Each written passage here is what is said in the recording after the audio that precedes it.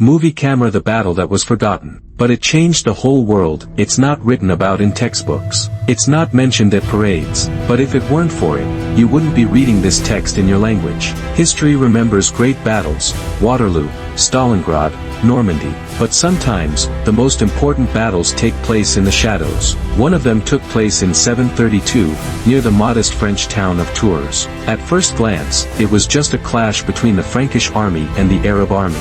But in fact, it was this battle that determined what Europe would be, Muslim or Christian. It's called the Battle of Poitiers, or the battle that history chose to forget. By the beginning of the 8th century, Muslim armies were rapidly conquering the world. After the death of the Prophet Muhammad, the Islamic State occupied Arabia, Persia, North Africa, and entered the Iberian Peninsula. In 711, an army of Moors, Berbers and Arabs under the command of Tariq ibn Ziyad crosses Gibraltar and defeats the Spanish Visigoths. Spain falls. In its place, Al-Andalus is formed, a Muslim civilization, multicultural, scientific, powerful. But the Moors do not stop. Their next target is France, and from there, all of Europe. The Frankish kingdom is disunited. In power is Charles Martel, a military leader who does not have the official title of king, but in fact rules the country. When the Arab army of more than 40,000 men begins to move north, Christian Europe is on the verge of extinction. The Pope is in panic. The city militias are scattered. Martel gathers an army of 15,000 infantry. This is all he has. The plan is simple. Take a defensive position in the forest near the city of Tours. No cavalry, no superiority, only discipline. The battle begins in the morning. Assaults follow one after another. The Franks do not move. They stand still, like stone. The battle lasts all day.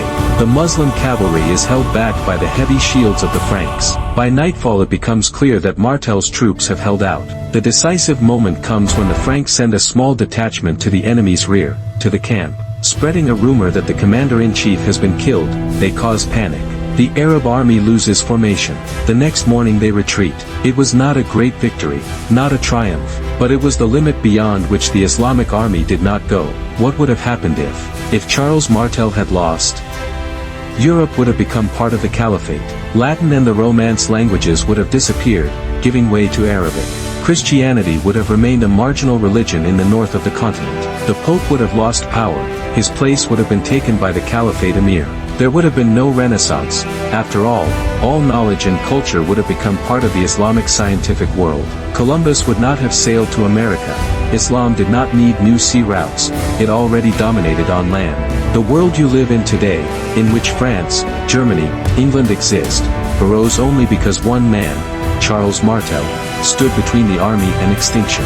Charles Martel is an ambiguous figure. His reign was accompanied by brutal repression and the destruction of monasteries. He saved Europe, but not for the sake of the people, for the sake of power. History does not like battles that do not shine. The Tour is not a triumph. It is a struggle with the last of one's strength. But in the 21st century, historians increasingly return to this point.